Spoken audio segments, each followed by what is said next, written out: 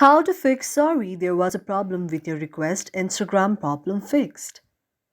If any day any of you are an Instagram user and you face a problem like this on your very Instagram and you are quite frustrated, do not worry as we have got the perfect solution on how you can solve it. For this, first of all, you have to go to the search icon on your mobile device and then find Instagram out there. After you find Instagram, you have to tap on Instagram like this. After you tap on Instagram, now you have to go to the option of app information. After you tap on app information, now you can see an interface like this. Here you have to tap on the option of notifications.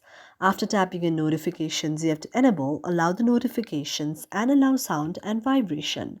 Now you have to go back and then tap on permissions. After tapping on permissions, you have to allow the permission to calendar, call logs, camera, contacts, location, microphone, nearby devices, notification, phone, photos, and videos. Again, you have to go back, and after going back, now you have to tap on the option of set as default. After tapping on set as default, you have to enable open the supported links and then go back again. Now, after going back, you have to tap on the option of storage.